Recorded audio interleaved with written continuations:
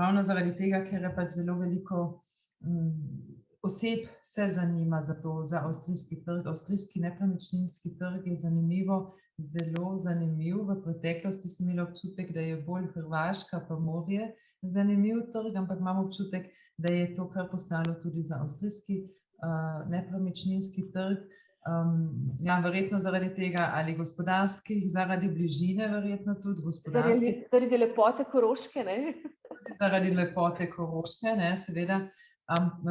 Dejansko tudi iz turističnih razlogov in seveda pa predvsem tudi to, da pač zelo veliko otrok gre študirati na Dunaj, v Graz in potem se starši odločijo, da kupijo stanovanje v Avstriji. Ker so postopki le drugačni, ker se zadeve le drugače odvijajo kot v Sloveniji, oziroma je namen, da vam podam pač določene informacije glede tega, morda so ene ali pa druge koristne. Ja.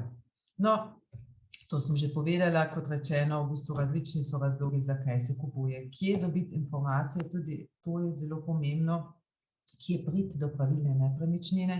Nekaj je seveda, veliko teh nepremičnin, ki so na razpolago, se objavljajo in tudi posredniki objavljajo na spletnu, na willhaben.at.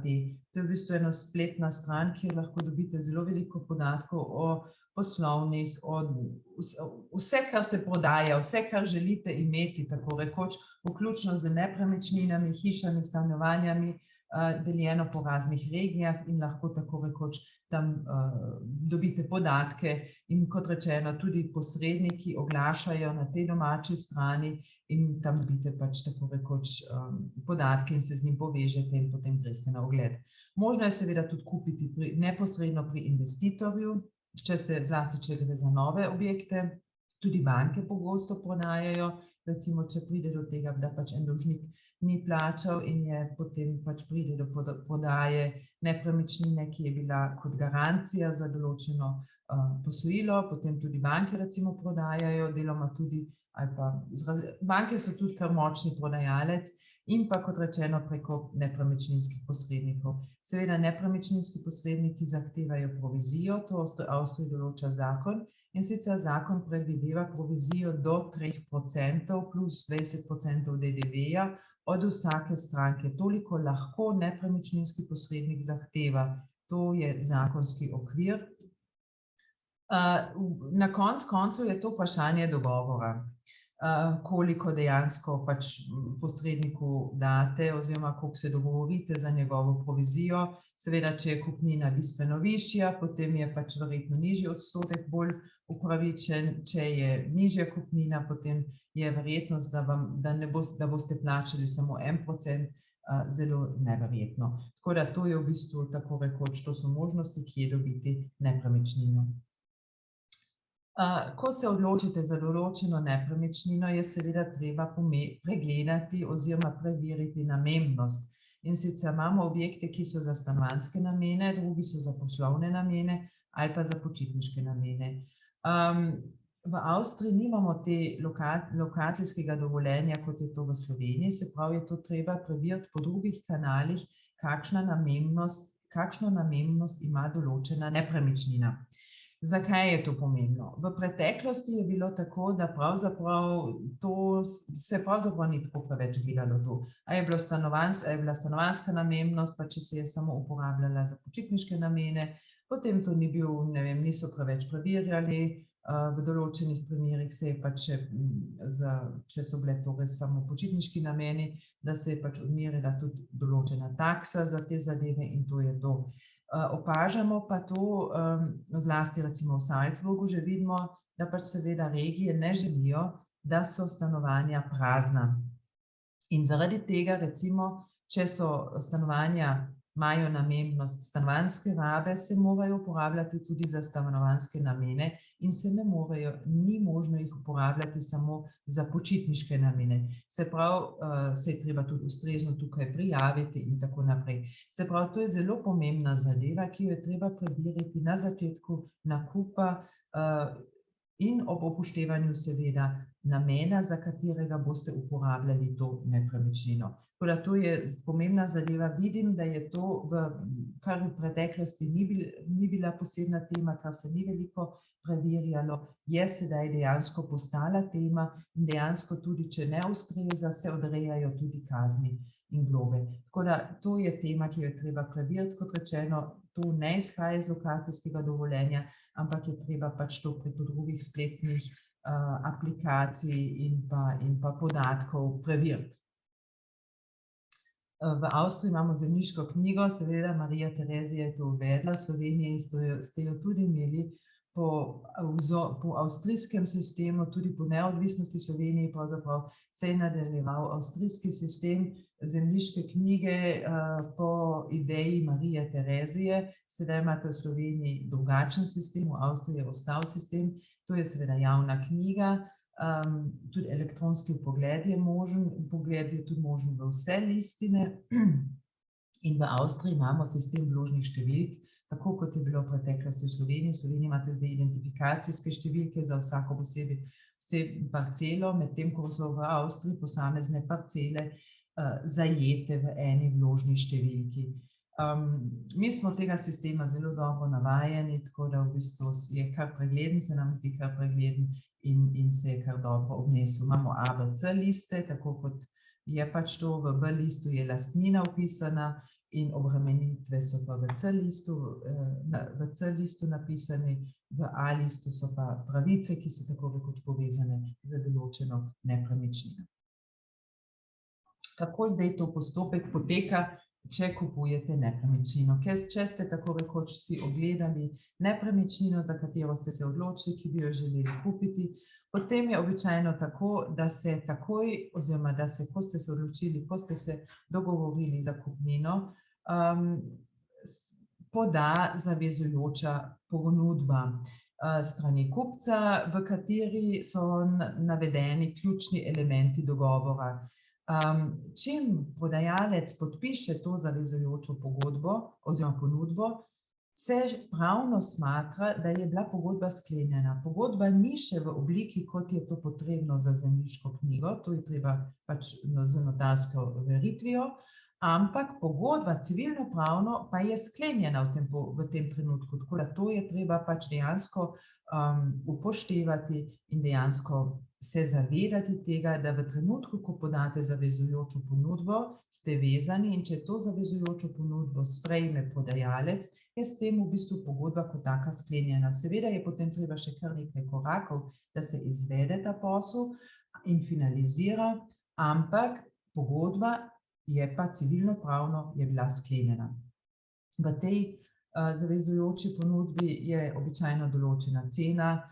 Če kupujete preko posrednikov, običajno tudi not napišejo posredniki, koliko se zavežete plačati provizije posredniku, se pravi, najkasneje v tem trenutku morate za posrednikom govoriti o proviziji in potem tudi običajno je v zavezujoči ponudbi naveden tudi odvetnik oziroma oseba, ki bo tako rekoč pripravila ustrezno pogodbo in storila vsa ostala dejanja, ki so potrebna, vključno z odprtjem fiduciarnega računa, vsa ostala dejanja, ki so potrebna za to, da kupec pride v zemljiško knjigo in se vpiše kot lastnik v zemljiško knjigo.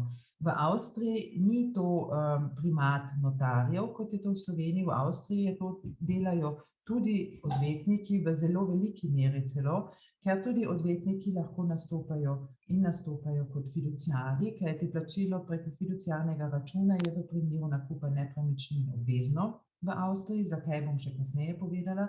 Se pravi, je zelo veliko odvetnikov, ki to delajo, ki te posle spremljajo in pripravljajo te pogodbe. Tako da, glede na to, da kupec določi, kdo bo pripravil pogodbo, nepremičninski posredniki tako zelo hitro in zelo radi odturijo kupcu pač enega odvetnika, enega notarja, ki ga ali oni poznajo, ker je njihov prijatelj, ali pa recimo nekoga, ki je v bistvu na strani prodajalca. Glede na to, da itak kupec krije stroške, lahko tudi vi kot kupec zelo samozavestno zahtevate, kdo in za katerega odvetnika želite, oziroma notarja želite, da bo to pogodbo in ta posel izvedel. Tako da to je vsekakor zadeva, ki jo lahko zelo aktivno lahko reklamirate zase. No, ko je ta pogodba pripravljena, oziroma predpogodba podpisana strani obeh strani, potem gre v pripravo pogodbe, se pravi odvetnik, za katerega ste se odločili, da bo pripravil pogodbo, pripravi osnutek pogodbe. Za nerezidente v Avstriji, oziroma tudi take, ki niso v avstrijskem delovnem razmerju in nimajo avstrijske Sozialversicherungsnummer, je treba pridobiti za to transakcijo davčno številko, kajti posel je treba seveda tudi prijaviti na avstrijsko davkarijo. Potem, ko je to pripravljeno in pridobljena ta davčna številka, se pač gre k notarju in se podpis notarsko oviri. Se pravi, podpišete pogodbo pri notarju in notar ta podpis oviri in to je to. Ta pogodba mora seveda vsebovati tudi intabulacijsko klavzulo in to je v bistvu to. Paralelno k tej kupni pogodbi se sklene tudi fiduciarna pogodba, se pravi pogodba, katere so stranke prodajalec in kupec, banka, pri kateri se vodi fiduciarni račun in odvetnik, ki bo za vas fiduciarno izvedel ta posel. V tej fiduciarni pogodbi so določeni pogoji, pod katerimi lahko fiduciar izplača kupnino. Kot sem že povedala, plačilo kupnine je obvezen pri nepremičninskih poslih preko fiduciarnega računa. Tako da v bistvu prodajalec oziroma kupec plača kupnino na fiduciarni račun in v tem fiduciarnem dogovoru so določeni pogoji, pod katerimi lahko fiduciar izplačuje oziroma izvaja določena plačila. V tej fiduciarni pogodbi so določeni tudi transakcijski računi, na katere lahko fiduciar izvede plačila.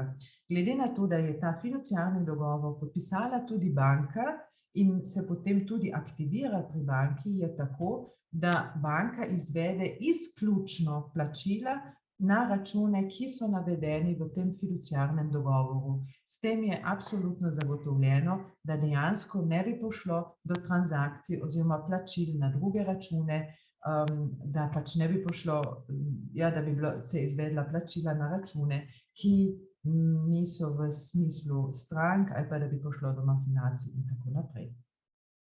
Se pravi, fiduciarni račun se aktivira za ta en posel, ko je posel zaključen, se tudi ta fiduciarni račun spet zapre.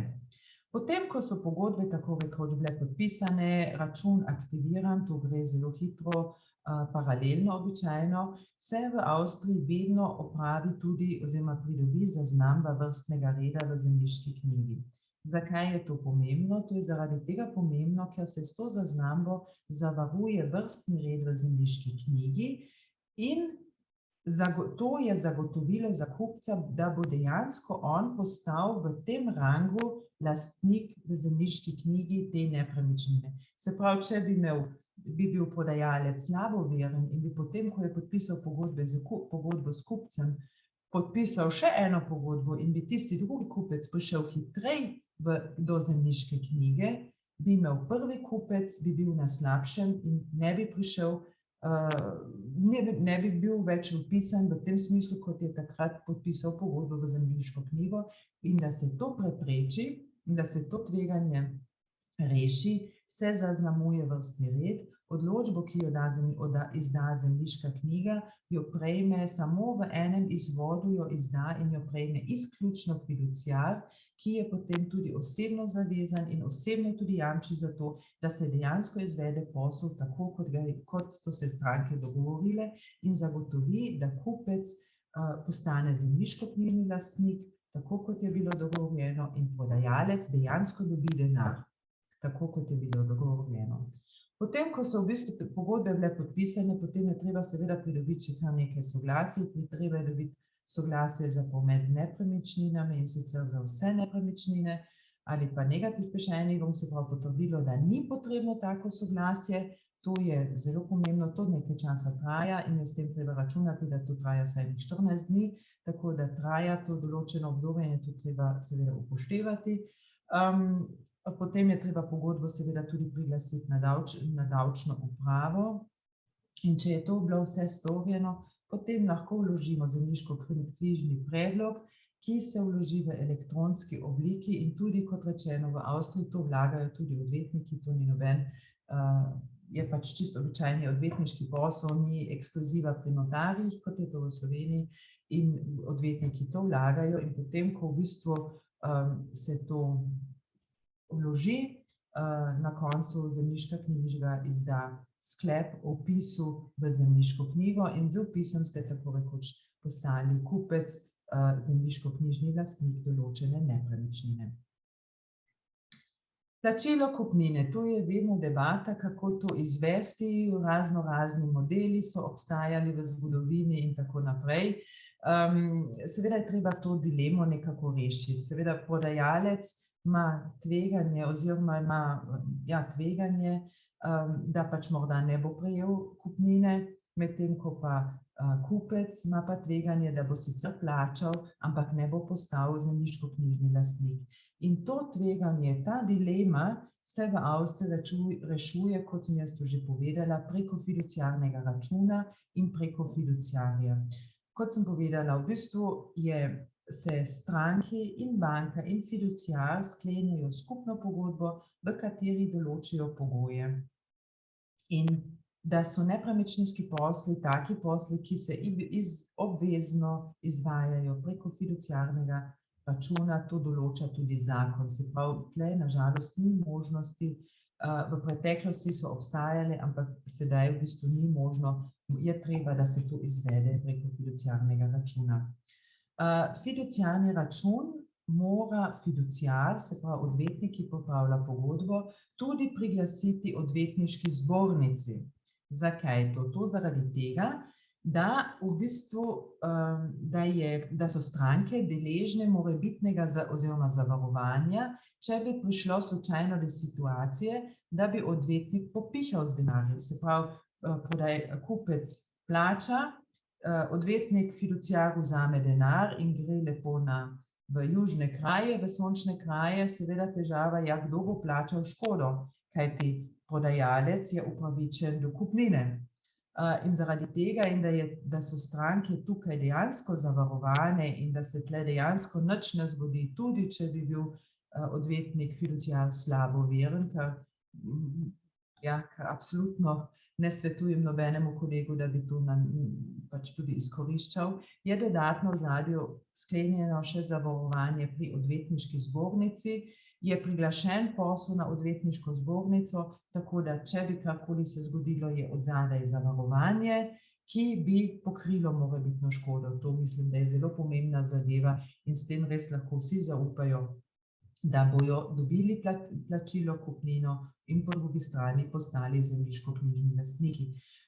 Da je posel bil dejansko priglašen tudi na zbornico, lahko preverite na ta način, da boste dobili od zbornice po e-mailu sporočilo, da je dejansko bil posel priglašen in boste dobili informacije. Pomembno je, poleg odvetniškega zavarovanja in poleg zavarovanja preko zbornice, seveda fiduciar sam osebno odgovarja z vsem osebnim premoženjem, da bo posel izvedel tako, kot mora, kot se je zavezal po pogodbi. Fiduciar potem tudi izvede vsa plačila, ki so potrebna. Pogosto je tako, da so v zemljiški, da so odprti še krediti, da nepremičnina še ni bila poplačana, da je treba pridobiti izbrisne pobotnice s strani bank. In tudi tukaj fiduciar prevzame tisto funkcijo, da bo dejansko izvedel plačila tako, kot je to potrebno in da bo posojilo poplačano, da bo pridobljena izbrisna pobotnica, da se bo lahko hipoteka izbrisala iz zemljiške knjige. To je zelo pomembno, mislim, da se je to v Avstriji zelo vneslo in dejansko vsi tudi temu sistemu zaupajo in pravzaprav zelo, zelo dobro funkcionira. Zdaj, če kupite plačilo kupnine, recimo, če je to obstoječa nepremičnina, seveda v bistvu ni problematično, ker pač se dogovorite za pač kupnino, ki jo je treba pač plačati in financirati morda preko posojila, ampak seveda zadeva in težava in vprašanje je, kako plačati kupnino, pri nepremičninah, ki jih investitor še gradi. V Avstriji imamo tukaj poseben zakon, ki pač določa obveznosti investitorjev v primeru nove gradnje, in kar se tiče plačila, zakon določa dve varianti. Jaz sem vam tukaj napisala varianto A, ki pač obe varianti predvidevata plačilo v obrokih v skladu z napredkom del na objektu, tako da v bistvu lahko se izbira med varianto A in varianto B.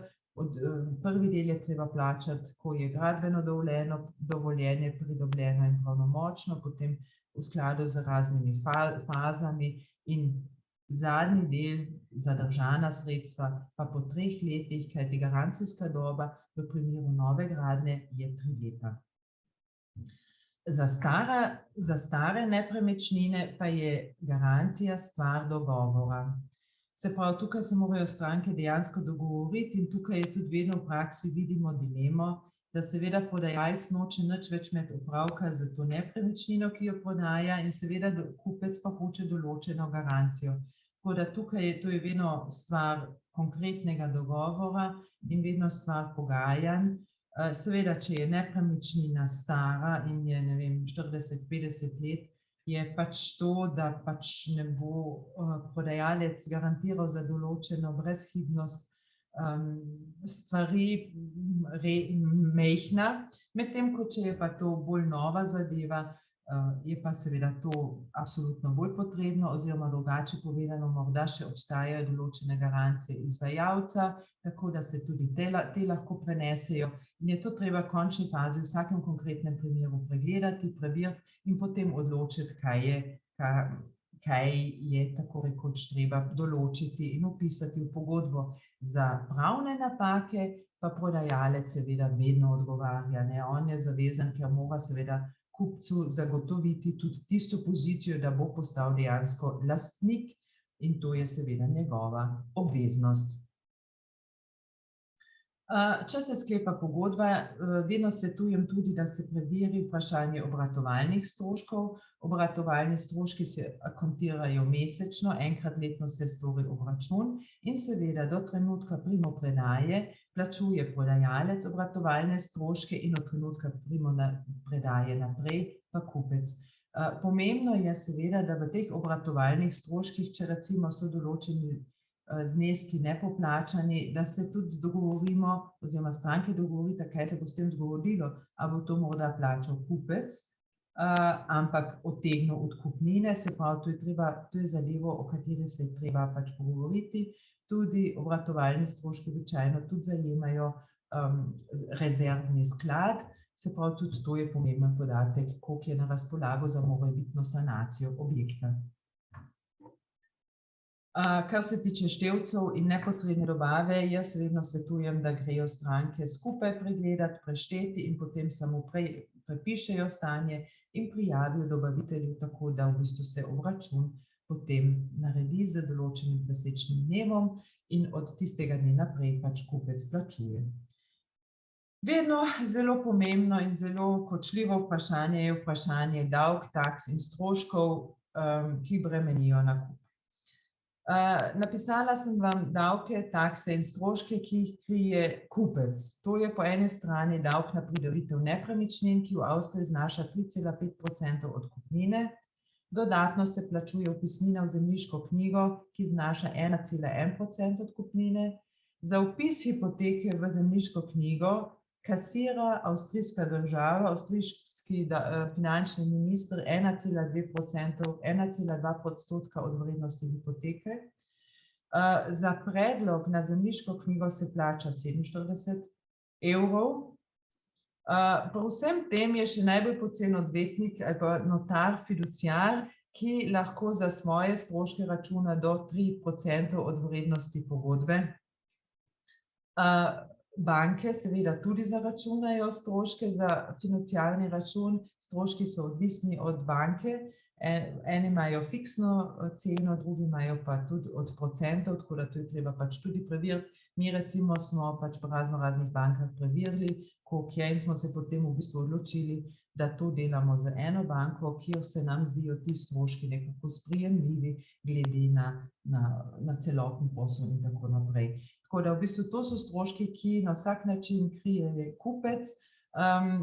Čez palec vam lahko rečem, če kupite nepremičnino, računajte s tem, da je treba k kupnini dodati še cirka 10%, če je tudi vključen nepremičninski agent, tako da v bistvu kupnina plus 10%, to je cirka tisti znesek, tisti zalogaj, ki ga imate, oziroma ki ga morate zagotoviti, da boste lahko postali zemljiškoknjižni lastnik. To lahko seveda imate že prihranke, lahko pa seveda se tudi financira preko posojila. Na strani prodajalca zelo pomemben davek, ki ga plača prodajalec, to je davek na dobiček od odsvojitve nepremičnin. To je davek, ki je bil uveden leta 2012 in znaša 30% od dobička. Se pravi, če je bila nepremičnina kupljena za 100 tisoč in je bila prodana za 200 tisoč, je dobiček 100 tisoč in teh 30% se računa od teh 100 tisoč evrov, se pravi, to je kar precejšen znesek, medtem ko pa ta davek znaša za stare nepremičnine, se pravi, to so nepremičnine, ki so bile kupljene pred 31.3.2002, samo 4,2%. To je bistvena razlika in to je treba pač seveda, to je vedno velika znanost in veliko preračunavanje, tehtanje in gledanje, kako to izpeljati, da pač seveda ta davek ostaja čim nižji. Izjeme so seveda, in sicer, če je nepremičnina služila kot glavno bivališče 2 leti pred prodajo ali pa v zadnjih 10 letih 5 let neprekinjeno. Toda pazite, čim več časa je tako preteklo, v bistvu ta druga izjema velja samo do 10 let potem, ko ste tako rekoč to nepremičnino uporabljali za glavno bivališče. Stroške izbrisa hipoteke in izbrisne pobotnice, to seveda tudi treba plačati, ampak to seveda plača prodajalec, kajti njegova obveznost je, da preda nepremičnino neobremenjeno. Na konec pa še 2 besedi k najemu nepremičnin, kajti tudi to je tema, ki se vedno spet ponavlja. Tle bom zelo kratka, ker je dejansko odvisno, ali zadeva zapade pod avstrijski zakon o najemnini. To je zelo strog avstrijski zakon. Če objekt zapade pod ta zakon, potem je treba upoštevati določila glede odpovedi. Če velja celoten zakon, tudi določila glede rezerv, glede najemnine in tako naprej.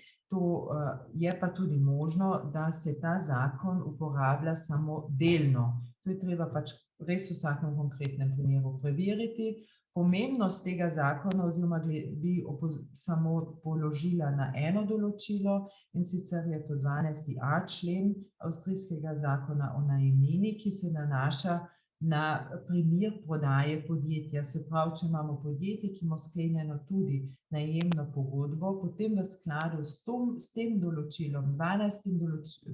členom, 12.a členom avstrijskega Mietrechtsgesetza, preide pogodba na kupca, brez da bi se o tem bilo potrebno posebej dogovoriti. Vendar pazite eno stvar, seveda najemodajalec je upravičen, da prilagodi najemnino.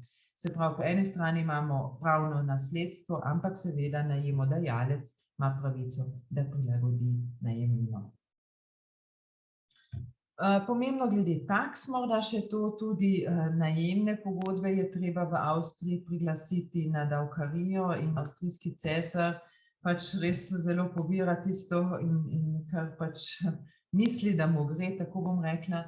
Tukaj je bilo v zadnjih letih je prišlo do spremembe, in sicer v toliko, koliko so najemne pogodbe za stanovanja, niso več predmet obdavčitve, so pa predmet obdavčitve najemne pogodbe za poslovne objekte, za poslovne prostore.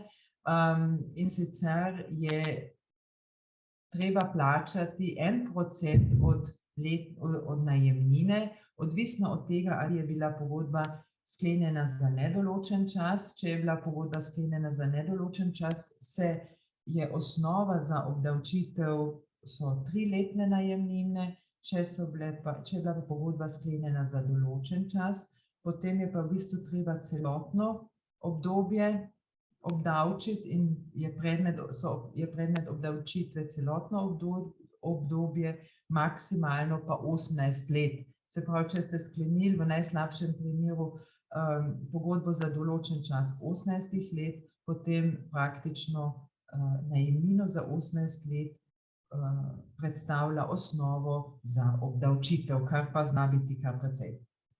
Pomembno morda še tudi to, če je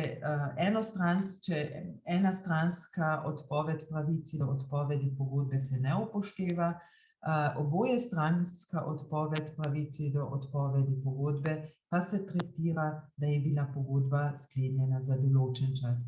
Se pravi, ni samo pomembno, kako vi formulirate trajanje pogodbe, ampak tudi ali v pogodbi, recimo v pogodbo vključite tudi morebitne odpovedi pravice do odpovedovanja pogodbe strani obeh pogodbenih strank. Tako, to je bila v bistvu ena kratka predstavitev nekaj vprašanj, ki so povezana z nepremičninami v Avstriji, ki se mi zdi, da je postal za Slovenijo, za slovenska podjetja, tudi za slovenske državljane zelo pomemben trg in zanimiv trg. Morda vam pride ena ali druga zadeva prav, ko boste odločali. In ja, hvala lepa zaenkrat za vašo pozornost in vidim, da je kar nekaj vprašanj in bomo na vprašanje seveda odgovorili.